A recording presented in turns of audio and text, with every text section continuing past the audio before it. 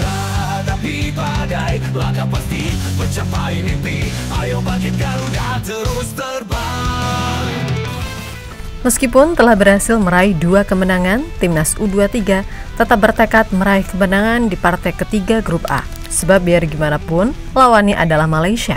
Jelas ini bukan sekedar match biasa, melainkan pertandingan soal gengsi dan harga diri. Sebab mau di level senior ataupun kelompok umur, kalau lawannya udah Malaysia, asli hype-nya beda. Dan itulah kenapa penonton yang datang ke stadion kemungkinan akan naik setidaknya 2 kali lipat dari 2 match pertama. Sesuatu yang diketahui cukup membuat pelatih Malaysia U23, Nafuzi Zain, kaget sekaligus cemas. Di mana ia merasa tekanan supporter bisa menjadi tantangan tersendiri bagi timnya yang wajib untuk meraih 3 poin apabila masih ingin punya kesempatan lolos minimal sebagai runner-up terbaik.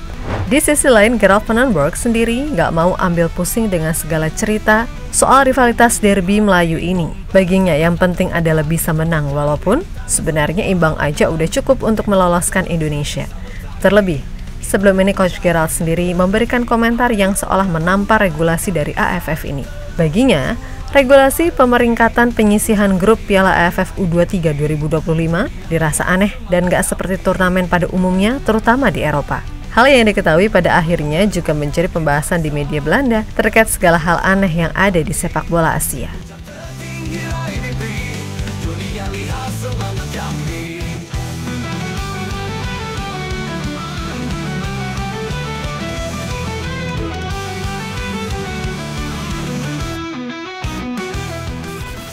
Pertandingan pamungkas grup A Piala AFF U23 akan dilakoni Timnas Indonesia dan lawannya adalah Malaysia. Wah, dijamin ini bakal seru, terutama dari sisi intensitas pertandingan. Yap, laga melawan Malaysia, mau itu di level senior ataupun kelompok umur, kalau lawannya udah Malaysia, wah ini beda sih urusannya. Dimana gengsi dan harga diri bangsa dalam hal ini juga yang diutamakan. Tentu kita selalu ingat slogan-slogan terdahulu. Boleh kalah kalau sama siapapun asalkan jangan sama Malaysia. Yang mana itu membuktikan betapa tingginya rivalitas kedua negara yang bahkan gak cuma soal urusan sepak bola aja. Dunia lihat semangat kami. Ayo Garuda, kita bisa terus berjuang tanpa henti. Di puncak tertinggi raih mimpi. Dunia lihat semangat kami. Sementara itu, soal laga melawan Indonesia, pelatih timnas U23 Malaysia, Nafuzi Zain mengakui kalau ini menjadi tantangan besar yang dihadapi timnya ketika bertemu skuad asuhan Gerald van den Berg.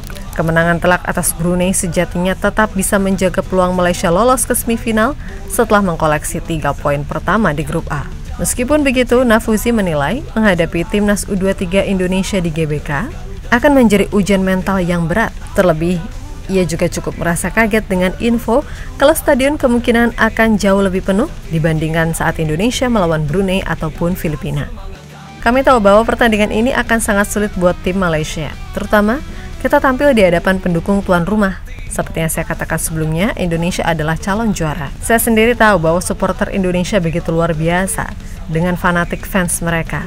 Para pemain saya harus siap dari segi mental dan juga fisik. Yang penting mereka harus bermain dengan penuh keyakinan meski ada ribuan supporter mendukung Indonesia.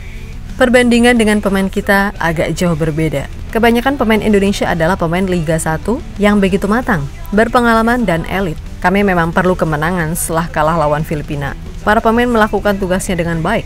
Terpenting untuk game ini tidak ada pemain yang cedera, ucap pelatih 46 tahun tersebut. Di sisi lain, meskipun hanya cukup meraih hasil imbang, Gerald van den Berg diketahui akan tetap meminta pemainnya tampil maksimal agar bisa menang. Terlebih, ia juga berusaha memahami betapa besarnya rivalitas Indonesia dengan Malaysia. Meskipun begitu, ia hanya fokus ke timnya sendiri agar gimana caranya bisa dapat 3 poin. Selain itu, Coach Gerald juga nggak mau ambil pusing soal siapa lawan di semifinal nanti. Karena kembali lagi, kemenangan jadi hal yang diincar Gerald van den Berg di setiap pertandingan. I think you know that the countries who are close by, it's always a derby, and I play also against Germany and Belgium, so I know that this is also an important game.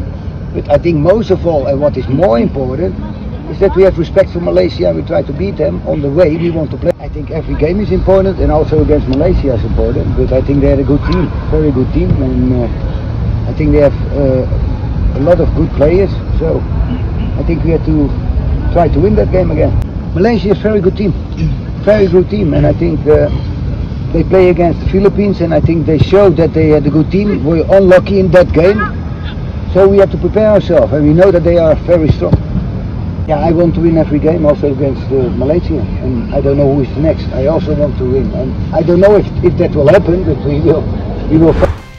Yap, Coach Gerald sendiri, seperti yang kita tahu, adalah sosok pelatih yang sangat to the point. A ya A, B ya B.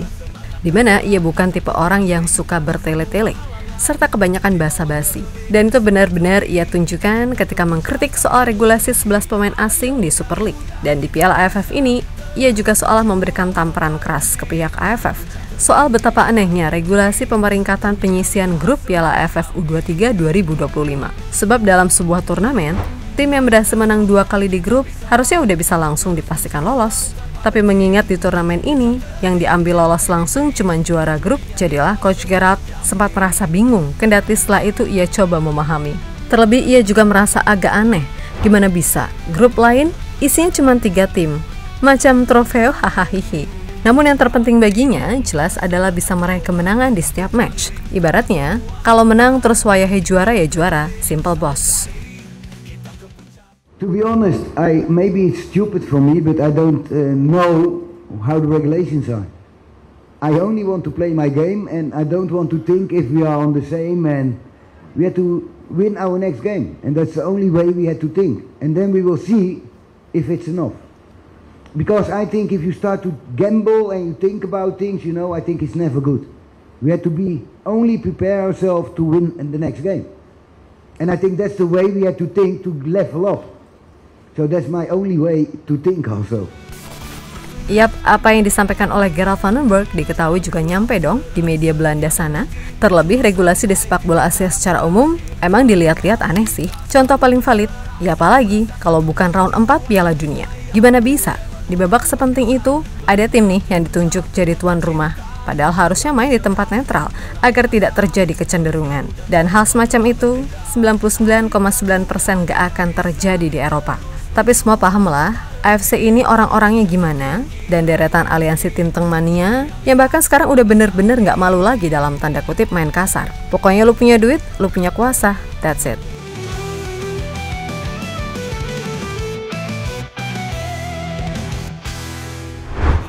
Yap, terlepas dari apapun, maaf tadi agak nyeliweng dikit bahas AFC. Karena ya gimana, rasanya kayak banget gitu loh. Tapi ya udah, sekarang fokus dulu. Semoga timnas U23 bisa jadi yang terbaik di AFF ini. Biar untuk menatap kualifikasi Piala Asia bisa lebih percaya diri. Harusnya sih gitu ya. Bukan kalau misal udah juara di sini, terus merasa puas dan ujung-ujungnya meletre di Asia kayak yang udah-udah.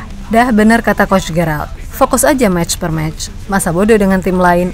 Yang penting timnas Indonesia bisa meraih kemenangan di tiap pertandingan. Sebuah pemikiran yang sederhana, dan mungkin itu juga bisa diterapkan sama timnas senior nanti di round 4. Fokus match per match, gak usah mikirin ini itu, yang penting fight aja, kan gitu. So buat semua elemen timnas, tetap semangat dan sukses selalu. Oke, kita Garuda.